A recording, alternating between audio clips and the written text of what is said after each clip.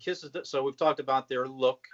We've talked about the music, and obviously, and a big thing they're known for, which you've already discussed a little bit, is the marketing. So, Nick, from a Kiss fan, even in the 70s, they were probably the most marketed band in history. They're probably, or at least they're up there, I'm sure. I don't know I don't know the stats around that, but certainly if you could put your name or a likeness on something, they probably have it. There's a casket, for crying out loud. You mentioned condoms and stuff. Yep. So Nick, from a fan's perspective, is it too much? Does it turn you off a little bit about them, or is it like, hey, if you can make money off it, so be it? But how does that make you feel about the band with all the marketing?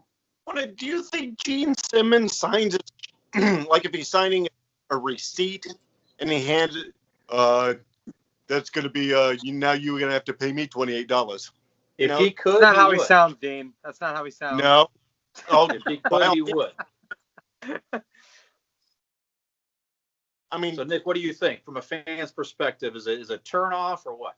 I don't care personally. I'm somewhere in between. I can see where fans do care. I can see where people don't want to support that because they get the wrong idea, or I don't want to say wrong idea. I don't know what his ideals are. As far as I'm concerned, I've heard a lot of Gene Simmons. I've listened to podcasts. I've listened to interviews. I'm very aware of what he's about, and I get it. Like, he's a Jewish kid in New York that was very poor, and him and Paul Stanley both. They were very poor kids. They came from very underprivileged upbringings, and I've heard Gene Simmons say that. He goes, I've seen what that life's like. I'm never going back to it again. My family's never going back to it again. And I'll do whatever it takes to make sure that never happens. I respect that. Yes, as a consumer, do they go far with things? Sure.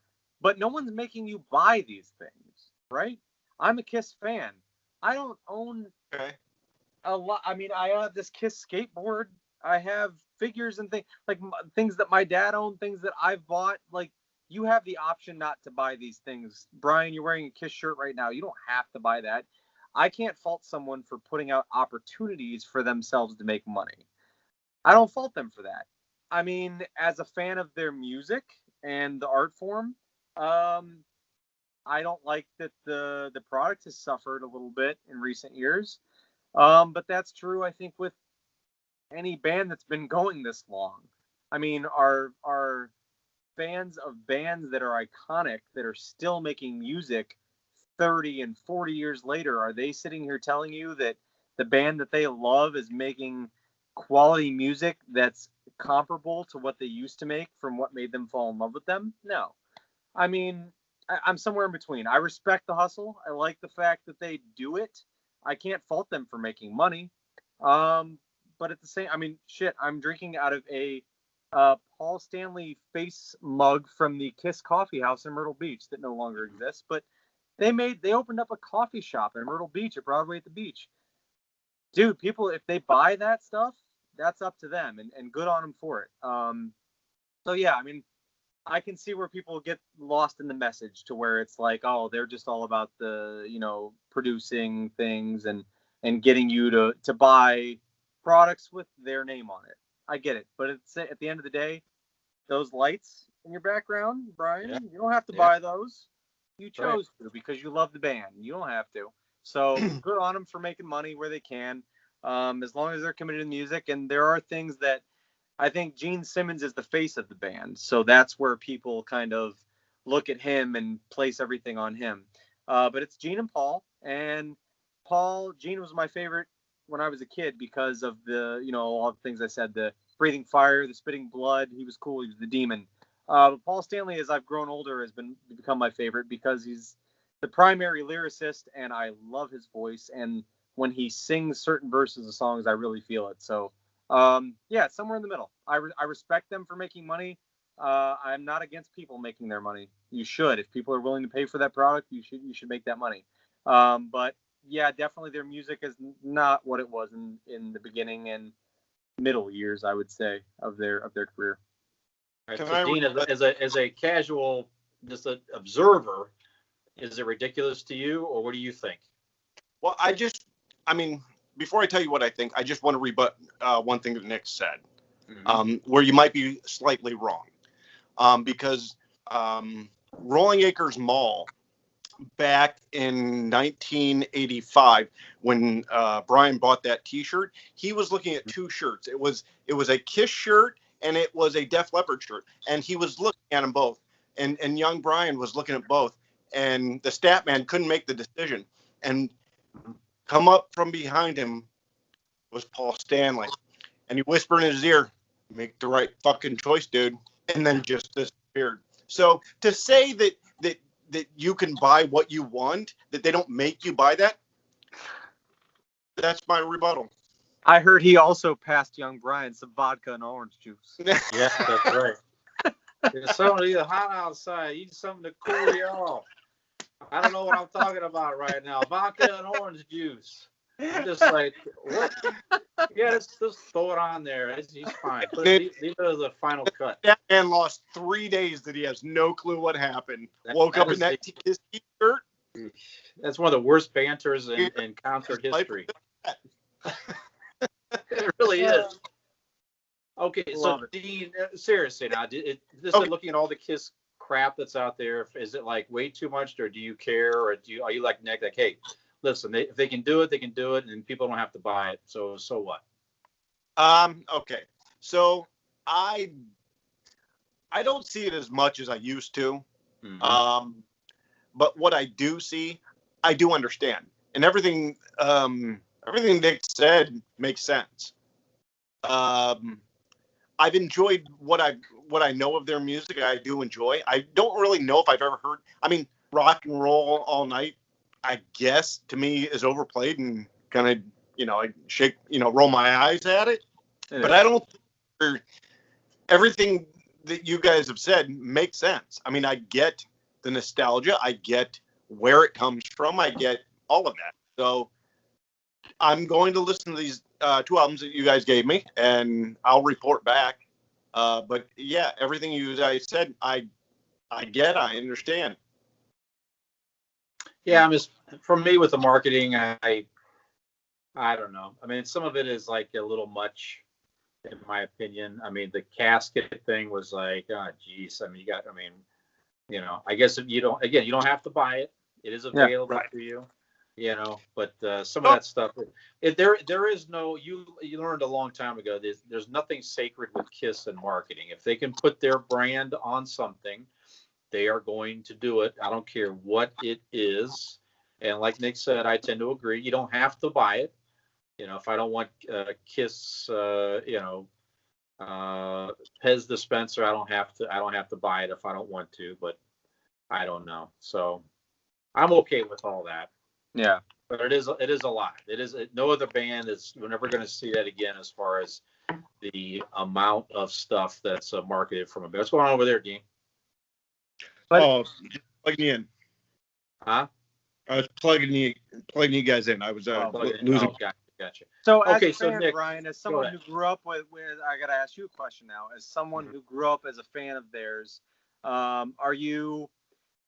do you feel like the spirit of Kiss that you fell in love with is still alive, or has it been tarnished, or is it the same, or have you grown with it? Like, how do you feel as far as like, I mean, you were a kid when Kiss came out, so that was your band that you resonated with as a youth. Like, is that do you see it, or is it you're disenfranchised? How does it feel? Yeah, it's an interesting question. So it's like, as a boy, I never thought I would ever see Kiss in makeup, when they broke up, so I was in my late 20s in 96 when they reunited. And one of my oldest and dearest friends, Jim Cunningham, we met because of our mutual interest of Kiss. We were talking at a little, job we had in high school, and Ace Frehley was coming to town back in 1987 with his solo act at the time, Frehley's Comet. And we heard an ad on the radio, and I mentioned it, and he overheard me, and we got to talking at work, and we met, and we went to that show together and became friends. So Comet. That was the name of the That was the name of the show or the album? That was the name of the band. Yeah. The band was Freely's Comet at the time. Right. Yeah. But so, fast forward to 96, he and I went to that show, and when they came out in makeup, that probably is the most powerful concert feeling that I will never be able to recapture, because it was my youth hitting me at once, and the fact that I was there with one of my best friends, who were still, great friends to this day, that met because of this band. And I happened to look over behind me, and one of my childhood friends, who was a super Kiss fan with me growing up in grade school, just coincidentally happened to be safe. So watching them come out, all that, I was literally weeping with all the emotions hitting me. And to see Gene Simmons up on that was really amazing. So they'll never. I mean, that's a unique, once in a lifetime experience that can never be replicated. I will say when Ace and Peter left the band, and they brought in Eric Singer and Tommy Thayer, who, this is where it's changed for me. When they put the same makeup on. Yeah, I don't like that. As Peter Criss and Ace Frehley, it immediately became half of a tribute band for me. They look like them. They play like them. They copy some of their mannerisms. They copy some of their voice. Yeah. And they were considering setting up that band to have Paul and Gene leave and people come in and play them or something. But I think they realized that people just not going to go for that. No. It's not at this scale at all. And that lost something for me there. I did not like the fact, because you go back to the 70s, Ace and Peter created those character personalities. You got two guys playing them, and the marketing and things like that. When I look at I don't like that the Spaceman. Okay, it's not the Spaceman. It's Ace Frehley. That's who it is. It's the guy playing Ace Frehley, but you have to call it the Spaceman because you're trying to get away with something marketing wise. The music has not been. It sounds good. I've been to concerts. Don't get me wrong, but ever since then, it lost a little something for me. But I will say, every concert I go to, still, they put on a great show. They work hard. If you want to be entertained, whatever feelings I have about Kiss when I go in there, like, I don't know how much more I want to. I did go to the farewell tour a couple of years ago in Cleveland. The second, still, that I see Paul and Gene, especially Gene, up on that stage, I don't care, he's almost 70 years old, and he's the tongue and all that. It still takes me back to those moments. I love it. I love seeing him. And so I don't know, but it did lose something when those two guys put the same makeup on. Well, yeah, Vinnie Vincent and Eric Carr had their own makeup. When they immediately replaced them, Vinnie Vincent had his own makeup. Eric Carr had his own makeup. And by the time Eric Singer and Bruce Kulick came along, there was no makeup, so it wasn't an issue. Yeah. But the fact, I agree, the fact that they're parading these guys around in Peter and Ace's makeup and passing them off as the Cat and the Spaceman is fucked up. Like, it's stupid. Like, you're taking away from the personality of the whole thing. Everybody's got their own. You come up with your own new thing then if you're going to be a new member. Right. I don't know if I'm making this up or if I actually heard this or where it came from, but I thought that I had heard an interview with one of the Paul Stanley or one of them that they looked at Kiss at this point as something that could be interchanged, that you could just bring right, which leads that's what I'm saying. So they talked about continue Kiss for like 100 years because you could just have a different person and a different, not the man. Which all brings it back into the fact that from an artistry standpoint is outrageous and enraging at the same time. Because as someone who loves the band and loves what they've created, it pisses you off. But at the same time, as someone who's thinking from the marketing standpoint, you're thinking like, how brilliant. You're going to provide for your family for decades to come based off of something you did decades ago, off someone else's labor. You know what I mean? In theory, if Gene Simmons says a statement like that, he's talking about still owning him and his family, his estate, owning the rights to Kiss forever and ever, amen. Exactly. And other people making him money after he's dead for his family. It's brilliant. We'd all love to do that for our families. But from an artistry standpoint, it's fucked up, and you can't that's no. You can't call it Kiss. No. And I think because it means too much to some people. Yeah, but it works. I think that's what they realized finally. It's not the characters that people like. The true fans liked, in my opinion, the original four, the whole thing around it. They liked the story of four kids creating something brand new, creating their own identities, working hard, making it work. All that was appealing. It went off the rails for a long time, but the true Kiss fans liked those original four guys and the characters that they created because they were original. It meant something to them as individual people. And you try to recreate that as characters with guys pretending to be them and still calling it a Kiss. I think Gene and Paul realized, I don't know, but it seems like they realized that this is not going to work. You could have a Kiss tribute band. I've went to Kiss tribute band shows at the House of Blues in Cleveland. They're a lot of fun. It's younger dudes that are jumping around like Kiss used to be able to do when they were younger men, right? It just is what it is. And it's fun and entertaining. It's not Kiss, but it's fun. The visual is there. The experience is there. Do that all you want. Kiss, Gene and Paul, you can't call it Kiss. You can't keep the machine going. I think they realize that, and they're just letting it wind down here finally. And who knows what they'll do, maybe in the future. Will not surprise me someday. You see a young Kiss hologram show where they pull out some of the 70s stuff, because it can be done.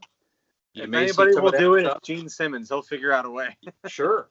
You can envision that, a Kiss hologram show in Vegas or something like that. If they can do it, they probably would do it. So who's left?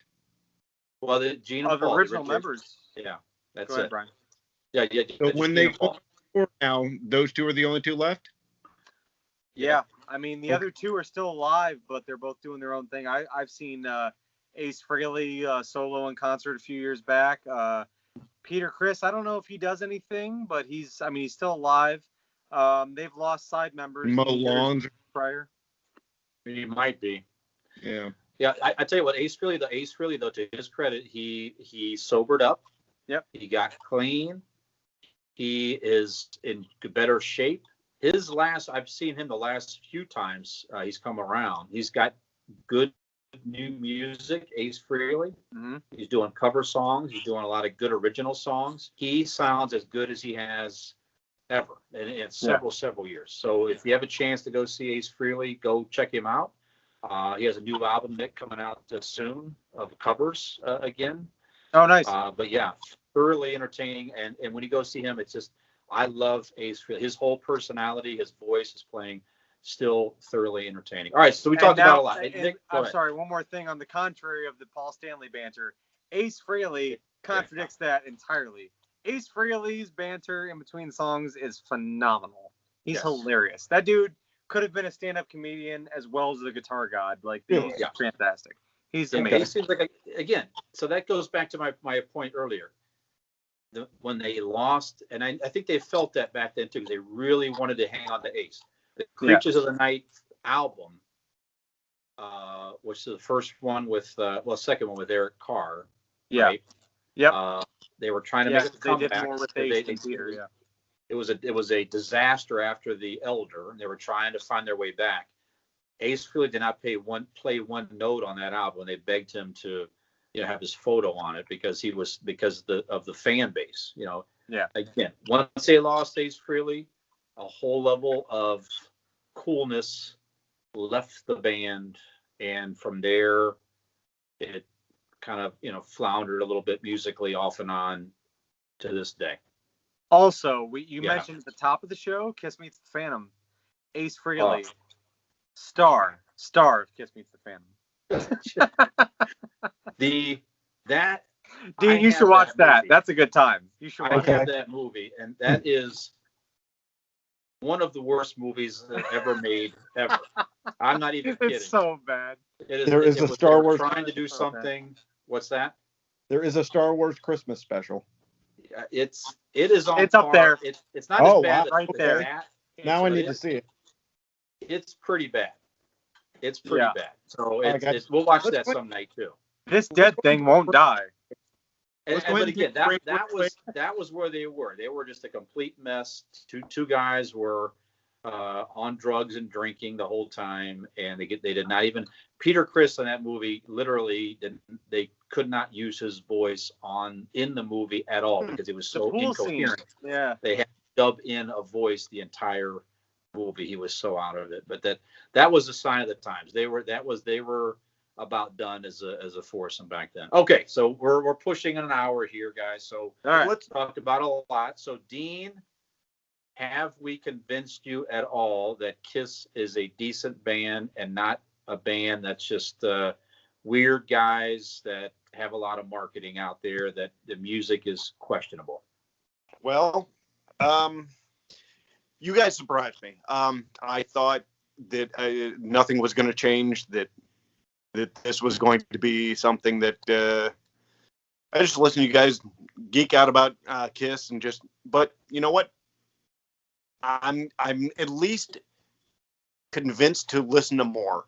I'm at least convinced to pull up the 2 albums and see where it goes from there.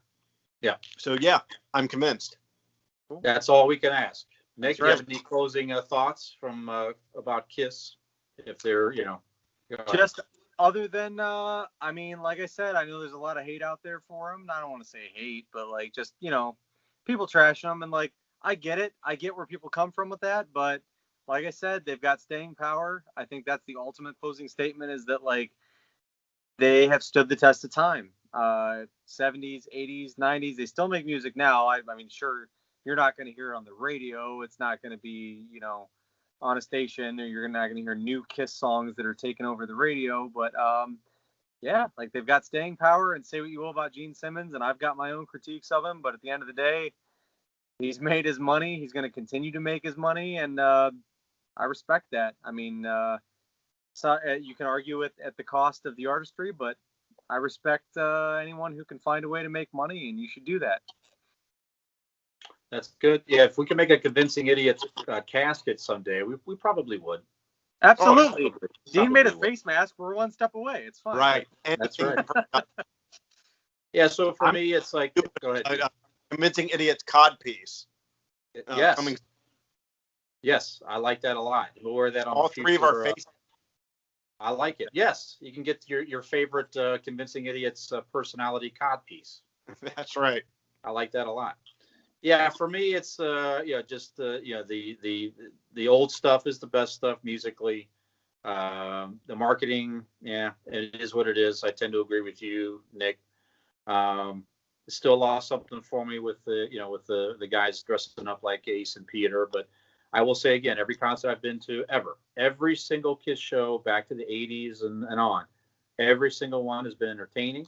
They do at least always seem to have appreciated the fact that people paid money to come out there and see them, and that was something that was one of their mission statements when they started, and they definitely have not disappointed concert wise. They do try. It is repetitive. It's the same show over and over again the last few years, but they're also guys in their 60s, so it's kind of hard to complain too much. So overall, listen to the old stuff if you like them, in my opinion. Watch the old concert footage. You will be entertained. If you do have a chance to go see the farewell tour, go see them. It is an experience you will not forget your life. And hopefully we've convinced some people out there to check them out if they haven't. And if they're an old Kiss fan, they probably agree with a lot of stuff that we said. So, guys, any closing remarks before we wrap it up here? I just we're 3 in, guys, and I'm enjoying the hell out of this. I appreciate you two for doing this with me. This is a fun time. Absolutely. I would concur. It's been a pleasure hanging out with you guys. I'm sorry we're not in Brian's basement right now, but soon enough we will be, and I miss you guys.